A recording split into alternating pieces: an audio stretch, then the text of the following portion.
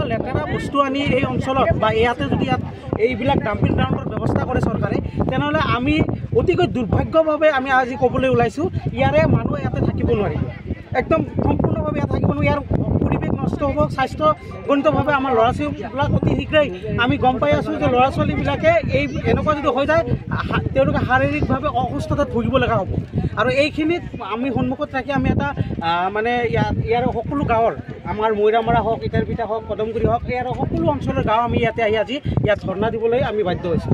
আৰু আমি চৰকাৰৰ অনুৰোধ জনাইছোঁ যে এনেকুৱা ডাম্পিং গ্ৰাউণ্ড যদি ইয়াত হয়, ইয়াৰ পৰিৱেশ নষ্ট হ'ব 1 নম্বৰ, আৰু 2 নম্বৰ ইয়াতে ওচৰতে CHC কেন্দ্ৰ এটা আছে। মই আপোনাক মাটি চাৰিআমাখিনি মই কৈ আছোঁ যে উত্তৰে হাউলি CHC, ভেটেনেৰী কাৰ্যালয় আৰু চৰকাৰী থকা কোৱাৰ্টাৰসমূহ ইয়াত আছে। 2 নম্বৰত ৰাইজৰ মেধিপাট্টা মাটি আছে, ইয়াতে বিভিন্ন ধৰণৰ ঘৰ বাৰীবিলাকো বনাই থৈছে।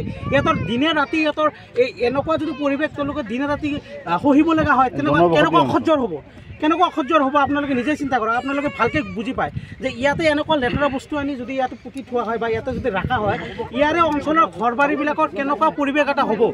আৰু 2 নম্বৰ ঘৰত যিবিলাক PWD ৰাস্তা গৈছে, ইয়াৰে ঘৰে মাটিত থকা সকলো ব্যক্তিগত খণ্ডৰ অনুষ্ঠানসমূহ ইয়াতে একদম গাতে লাগি থকা। ওচৰতে মন্দিৰ ইয়াতে আছে, আমাৰ এই পশ্চিম চাইডত মন্দিৰ আছে, আমাৰ আৰু পূব চাইডত আছে মছজিদ, আৰু পাছফালে আছে অংগনবাদী। সন্মুখত গোটেই বস্তু চৰকাৰীভাৱে যিবিলাক বস্তু আমাৰ অফিচিয়েলি যিবিলাক মানে কাৰ্যালয় গোটেইখিনি ইয়াতে আছে। তো এনেকুৱা মীন বিভাগৰ পৰা আৰম্ভ কৰি বিভিন্ন ধৰণৰ কাৰ্যালয় ইয়াত আছে।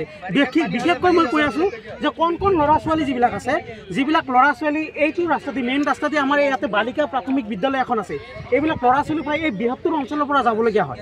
আৰু গোটেই দিনটো এই পৰিৱেশৰ মাজতে যায়, আপোনালোকে জানে কেনেকুৱা স্বাস্থ্যৰ মানে অনৱনতি ঘটিব পাৰে, আপোনালোকে গম পাই আছে। তো আমি বৃহত্তৰ অঞ্চলৰ ৰাইজে এটাই প্ৰতিবাদ কৰিছোঁ, আমি চৰকাৰক অনুৰোধ জনাইছোঁ আৰু জিলা উপায়ুক্ত মহোদয়ৰ মানে আমি জনাব বিচাৰিছোঁ যে ছাৰে আমাক এইটো অঞ্চলৰ পৰা এই ডাম্পিং গ্ৰাউণ্ডটো উঠাই লৈ যাব লাগে।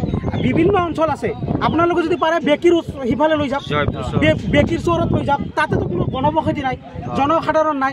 ইয়াতে জনসাধাৰণবিলাক গোটেই ঘনত্ব ইয়াত আটাইতকৈ বেছি, মানুহবিলাক এইটো ৰাস্তাত 24 ঘণ্টা চলিব লাগে। এই অঞ্চলতে চৰকাৰে এইখিনি জেগাই চাব লাগে।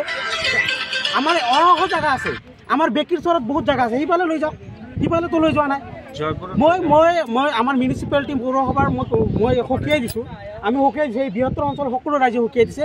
যদি এনেকুৱা ডাম্পিং গ্ৰাউণ্ড ইয়াতে হয়, তেনেহ'লে আমি ইয়াৰ পিছত বৃহত্তৰ আন্দোলন কৰিবলৈ আমি কিন্তু মানে বাধ্য হ'ম। এই ক্ষেত্ৰত বিভাগীয় কৰ্তৃপক্ষ কিবা আবেদন অলৰেডি আমাৰ বিভাগীয় কৰ্তৃপক্ষ আমাৰ মৈৰামাৰৰ পৰাও আমাৰ অলৰেডি DC ছাৰক অলৰেডি আমাৰ এটা ব্যক্তিগত আমাৰ হেৰি দিছে, স্মাৰকপত্ৰ দিছে। আৰু আজি আমাৰ আৰু ইটাৰপিঠা গাঁৱৰ পৰাও এখন স্মাৰকপত্ৰ DC মহোদয়ক দিয়া হৈছে। তো মন্দিৰৰ পৰাও গৈছে, মছজিদ কমিটিৰ পৰা বিভিন্ন ইয়াত যিবিলাক সচেতন ৰাইজ আছে চবেই আমাৰ জিলা উপায়ুক্ত মহোদয়ক স্মাৰকপত্ৰ দিয়া হৈছে।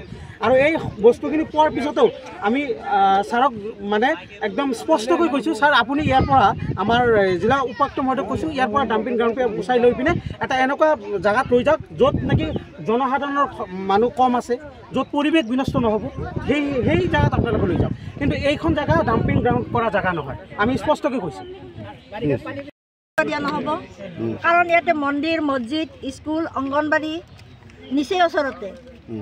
এইখিনি কৰা মানে আমাৰ ক্ষতি নহয় জানো?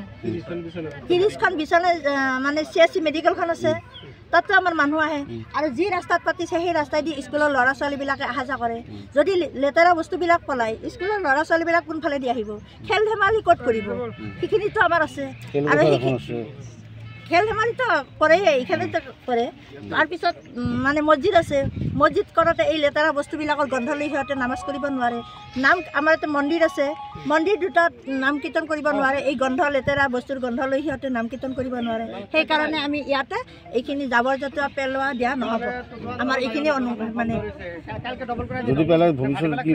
আমি এই কাৰ্যসূচী মানে এনেকৈয়ে কৰি থাকিম, পেলাব দিয়া নহ'ব। আৰু ডাঙৰ কোনোমতে পেলাব দিয়া নহ'ব, বেলেগ ব্যৱস্থা কৰক। গাঁও সমাজৰ মাজত এখন এই লেতেৰা বস্তুবিলাক পেলোৱাৰ আগতে চিন্তা কৰিব লাগিছিল। ইয়াতেতো আমি বাস কৰি আছোঁ।